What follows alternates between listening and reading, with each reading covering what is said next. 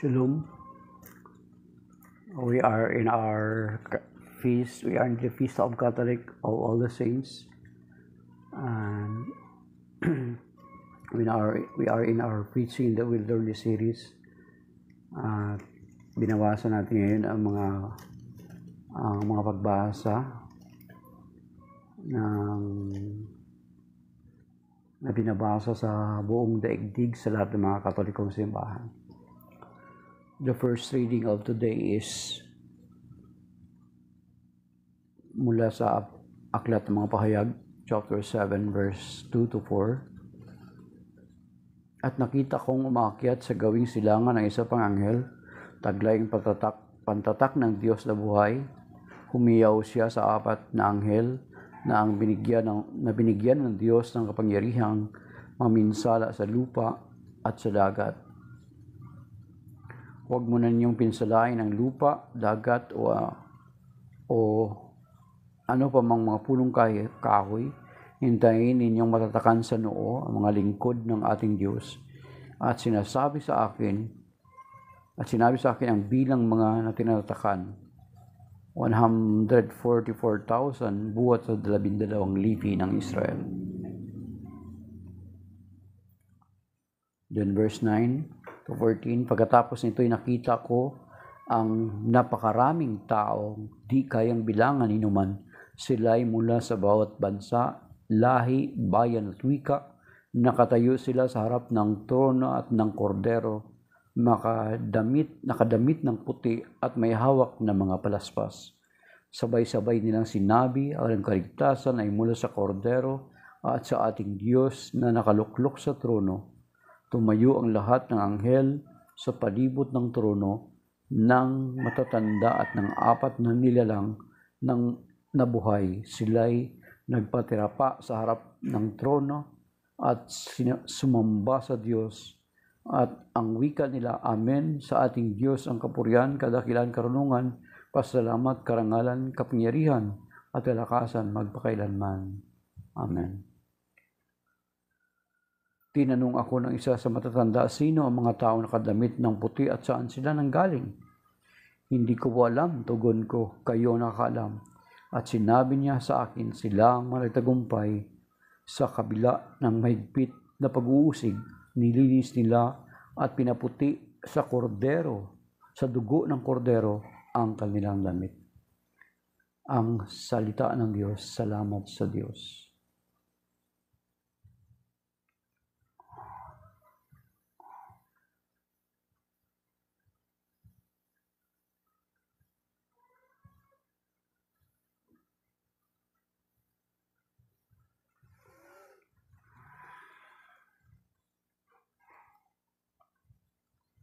Our responsorial psalm, basahin natin sa English.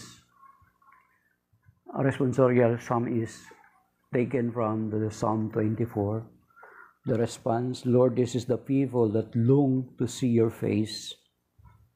The earth is the Lord and the fullness thereof, the world and all they that dwell therein. For he hath founded it upon the seas, and hath prepared it upon the rivers. Lord, this is the people that longs to see your face. Who shall ascend into the mountain of the Lord? Or who shall stand in his holy place? They innocent in hands and clean of heart, who had not taken his soul in vain. Lord, this is the people that longs to see your face. He shall receive a blessing from the Lord and mercy from God his Savior. This is the generation of them that seek him, of them that seek the face of the God of Jacob. Lord, this is the people that long to see your face.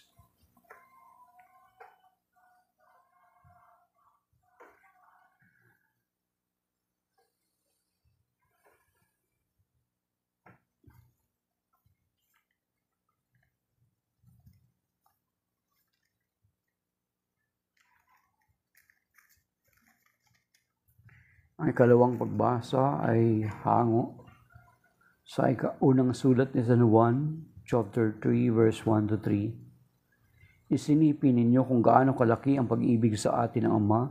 Tinatawag niya tayong mga anak ng Diyos at yan ang totoo. Ito ang dahilan kung bakit hindi tayo nakikilala ng mga makasanlibutan. Hindi nila kinikilala ang Diyos. Mga minamahal, sa ngayon tayo mga anak ng Diyos, ngunit hindi pa nahayag ang magiging kalagayan natin.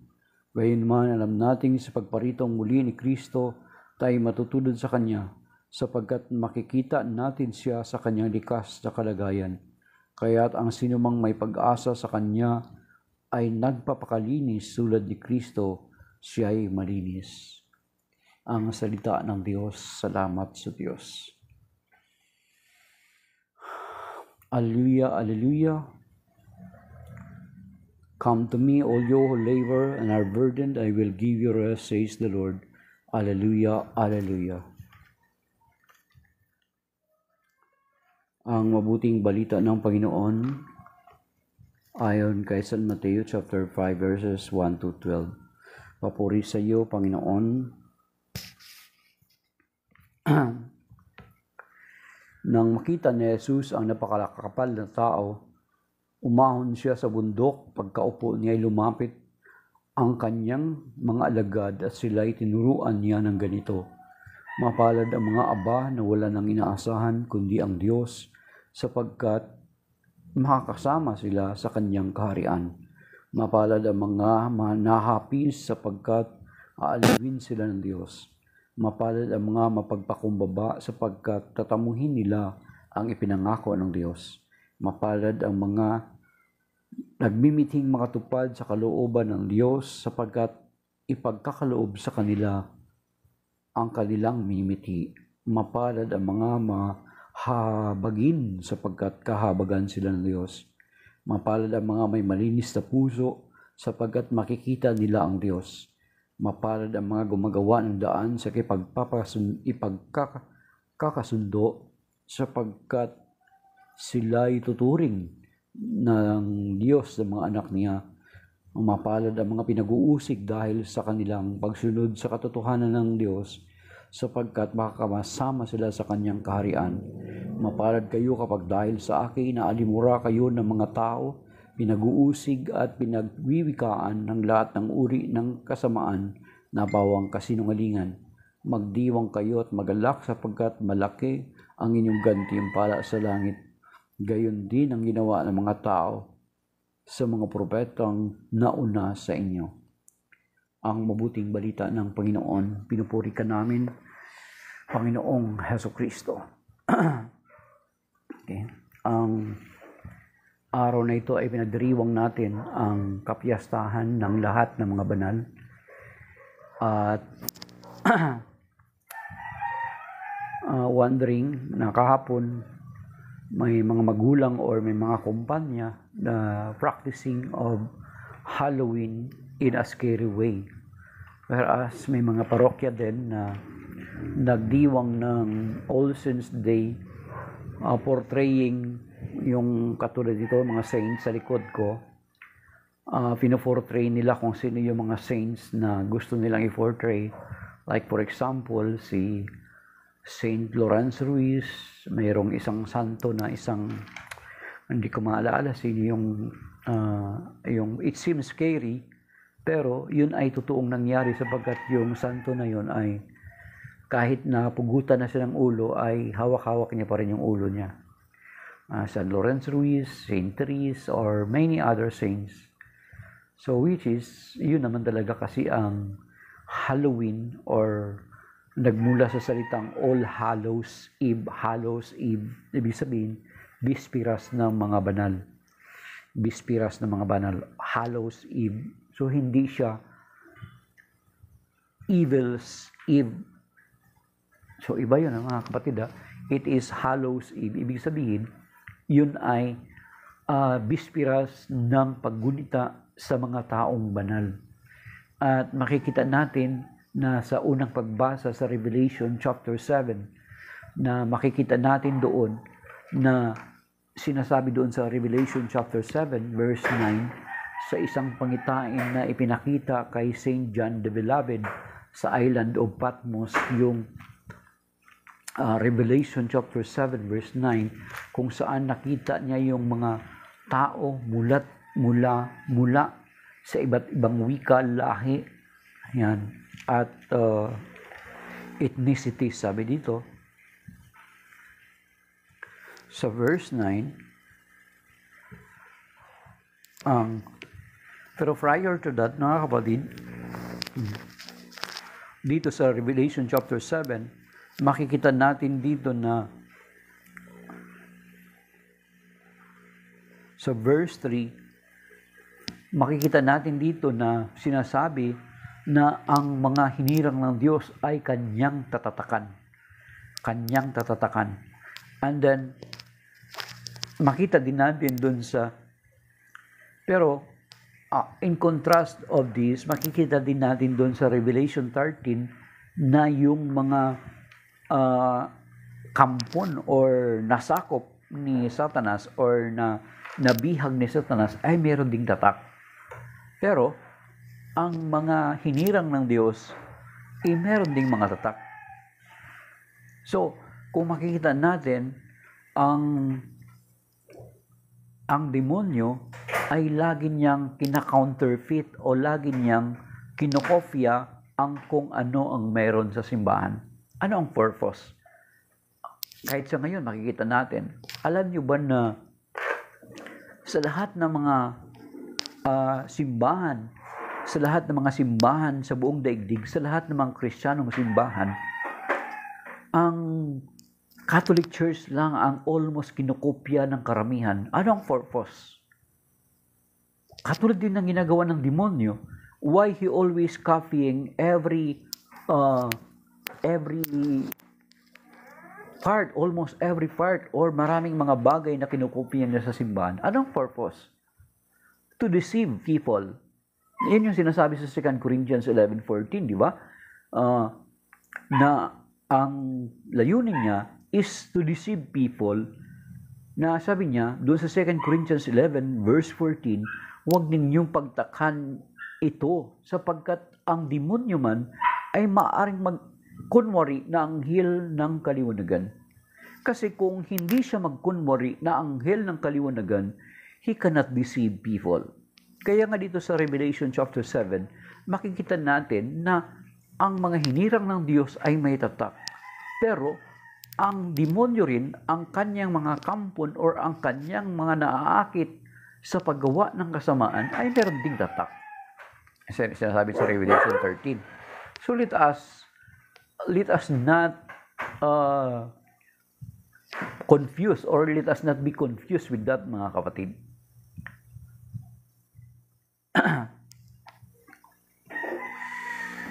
Okay. And maging sa Ezekiel, sa prophecy pa lang sa Ezekiel chapter 9 verse 4, makikita na rin natin yung pagtatatak ng Diyos sa kanyang bayan. So tayo rin meron din tatak. Yan. Then,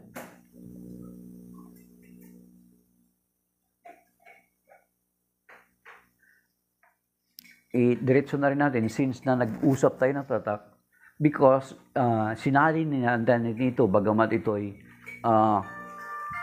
kapiyastahan ng mga santo, pero sinali natin ito kasi itong part na ito ay ginagamit ng mga anti-katoliko na tayo raw ay may tatak sa sarili natin at ang mga kampo ng demonyo ay matatak din. Pero remember na ang demonyo is kina-counterfeit niya lang always ang kung ano meron tayo, mga kapatid. Kasi ang purpose niya is to deceive us and to confuse us. Parang sa Catholic Church, mga kapatid, na marami ngayong mga nagsisilitawan na mga nagsasabi, they are Catholic, at alam niyo ba na even their names ay naka-affects yung pangalang Catholic. May tinatawag na Apostolic Catholic Church, may Catholic Universalist Church, and many others. And then the vestment, yung vestment ng mga pari natin, yung mga clerical, mga chasuble, mga sutana, ay ginagaya, even that ay ginagaya nila. Ang purpose is for us to confuse the Catholics, to deceive the Catholics na akala natin, they are still a Catholic, but they are not. At yan natutupad yung sinasabi sa 2 Corinthians chapter 11 verse 14 na ang demonyo man ay pwedeng magkunwaring anghel ng kaliwanagan. And then in Galatians chapter verse 7 and 8, sinabi doon na sabi niya kahit anghel man o kami, si St. Paul is speaking, ang magdala sa inyo ng balita liban sa iniaral sa inyo ay wag ninyong tanggapin. Yan, yung sinasabi sa babala. So then sa verse 9, mga kapatid, ito nga, because we are celebrating the memorial of all the saints, sabi dito sa Revelation chapter 7 verse 9, pagkatapos nito nakita ko napakaraming taong di kayang bilangin ni numan, sila'y mula sa bawat bansa, lahi, bayan at wika, nakatayo sila sa harap ng trono ng kordero na nakadamit ng puti.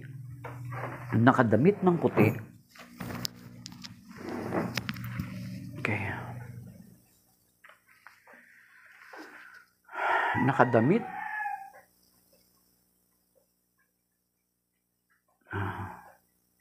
Nakatayo sa harap ng trono at ng kordero, nakadamit ng puti at may hawak na mga palaspas. So you see, makikita natin na ang nakita ni St. John na vision sa island ng Patmos are mga tao na mula sa iba't ibang lahi at may hawak silang palaspas. You see? Naisip nyo na kaagad ang similarity, di ba? So hindi siya mula dito sa Pilipinas lamang, mga kapatid. Hindi lamang mga Pilipino, mga kapatid. They all came from different countries. Sandali lang, mga kapatid.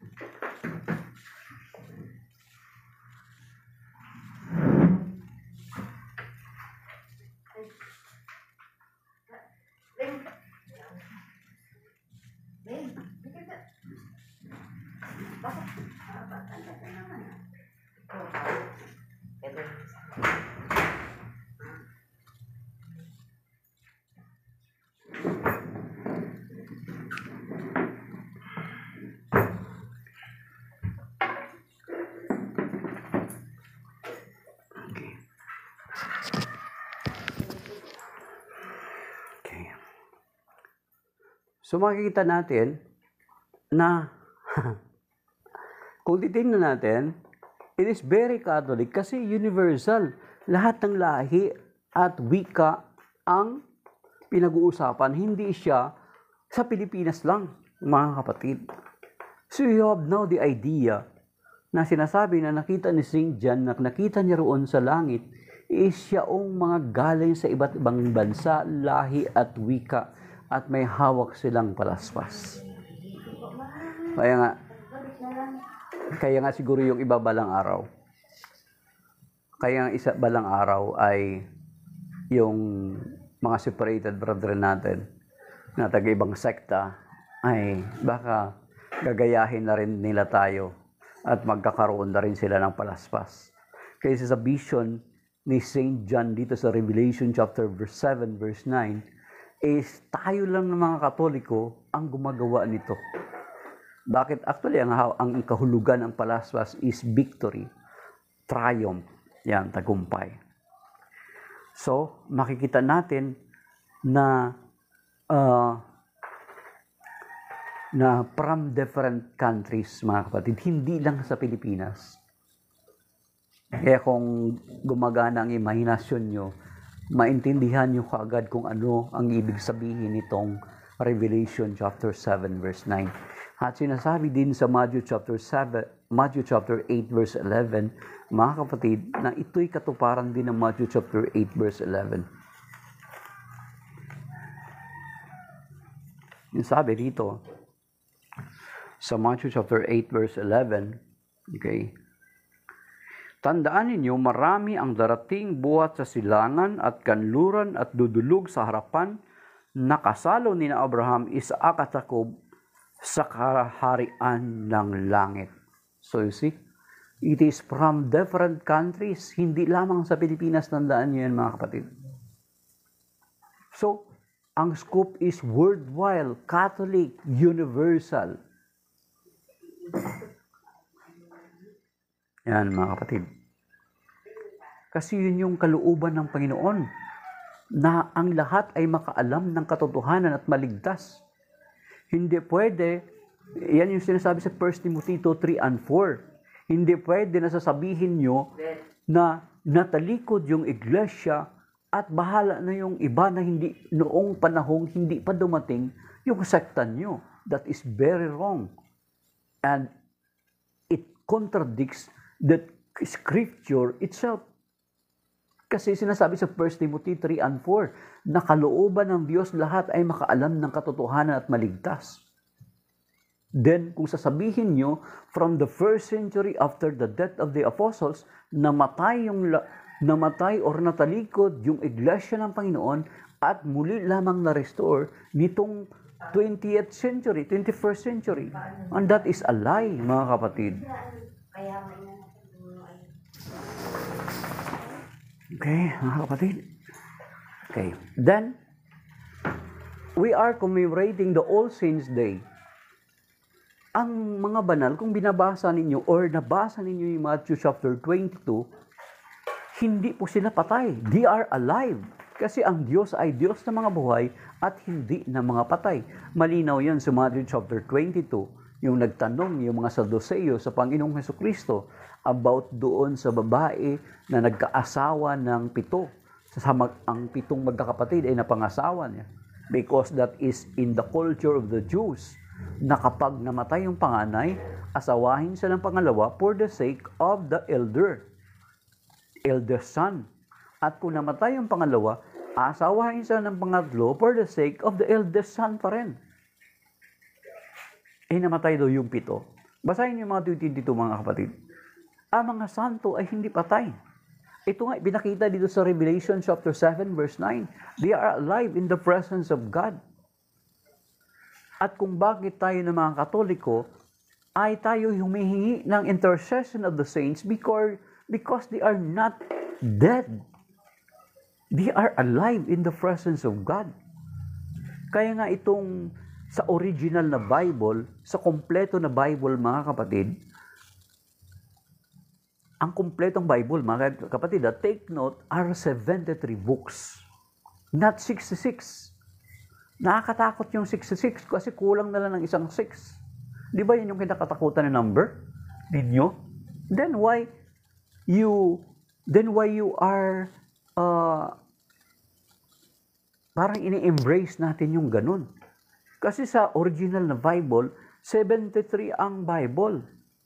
Try to imagine yung 7, it is completeness ang kahulugan. Then yung 3, pwede natin ma-attribute sa Holy Trinity, yung kahulugan niya. How about 66? Anong meaning ang pwede natin ibigay sa 66? Mga kapatid. Di ba wala? And then sa original na Bible, bago tanggalan ng mga protestante, tanggalin yung 7 aklat. Hindi tayo ang nagdagdag, ha? Take note, mga kapatid. Please. I-upload ko sa baka mag-copyright.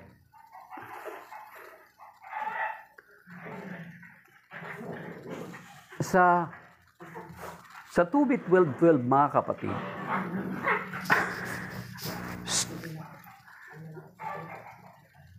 sa 2-bit 12, mga kapatid, bago nila tanggalan, bago nila ang tanggalin yung 7 aklat, we are not the one who added 7 books. Ang mga separated brethren natin ang nagtanggal. Alam nyo ba sa 2-bit 12, napakalinaw doon mga kapatid. Buksan nyo po sa Bible nyo. Ang sabi doon sa 2-bit 12, sabi niya,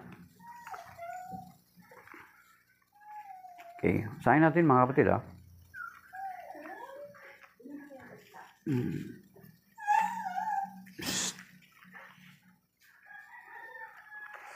Okay, nakita niyo na mga kapatid. Sa 2-bit chapter 12 verse 12. Okay. Sa 2-bit 12, kung yung American Bible, okay.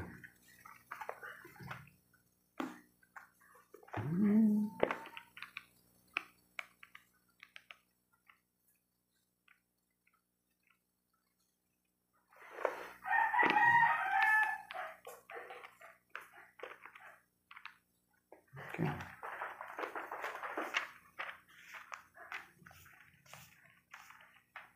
Ito mga kapatid, Tobit chapter 12 verse 12. Ito sabi, I can now tell you that when you Tobit and Sarah prayed, it was I who presented and read the record of your prayer before the glory of the Lord. And I did the same thing when you used to bury the dead.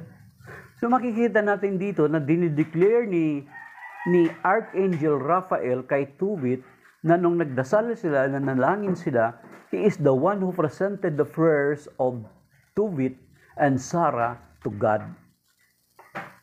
That is why we are having, or meron tayong tinatawag na intercession of the saints.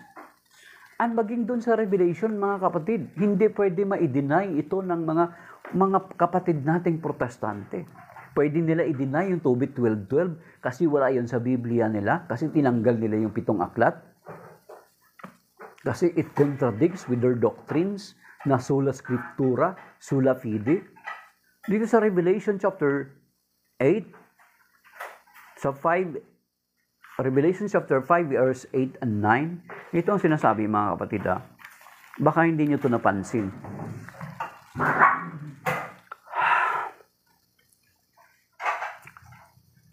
Verse 7 muna. He came and received the scroll from the right hand of the one who sat on the throne. When he took it, the 4 living creatures and the 24 elders fell down before the Lamb.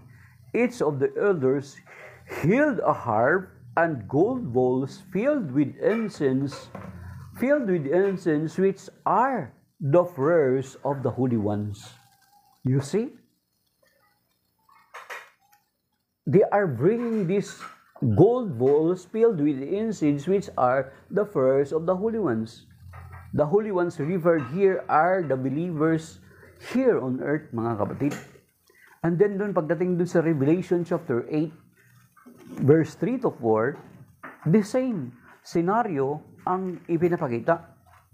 Dito tayo magtatapos, mga kapatid.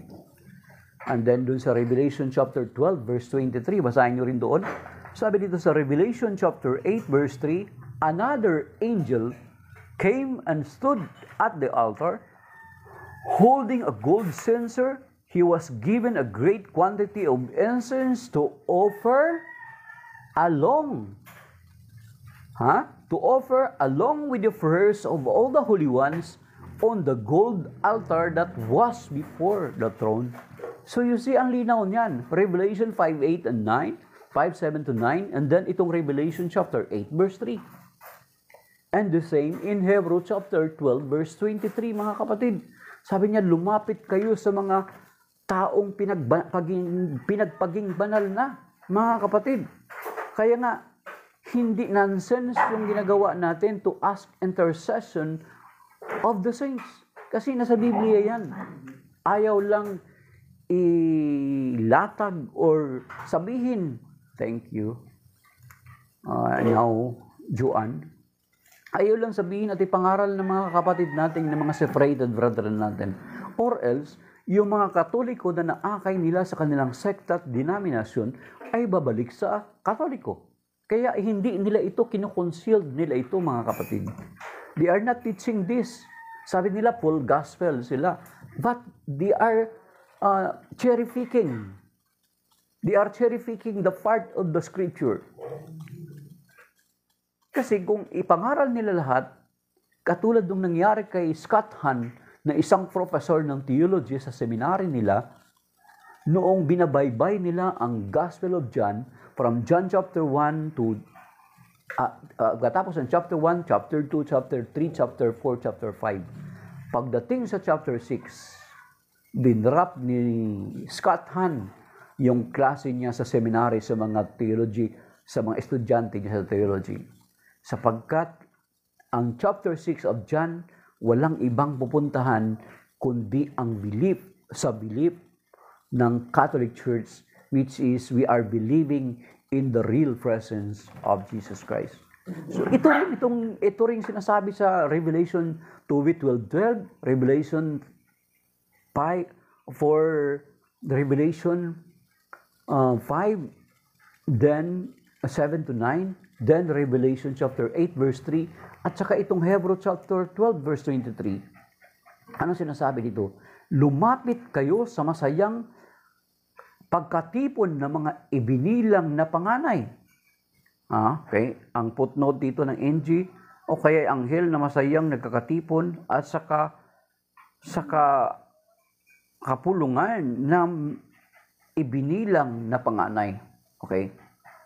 So there, lumapit kayo sa Diyos na hukom ng lahat at sa mga espiritu ng mga taong banal na naroon na sa dakong inilaan sa kanila ng Diyos. Yan. You see? Hebrew chapter 12 verse 23. Have you heard that being preached in our separated brethren, sa congregation ng mga separated brethren natin? No, you cannot hear that. Kasi kapag marinig mo yan, babalik ka sa pagiging Katoliko.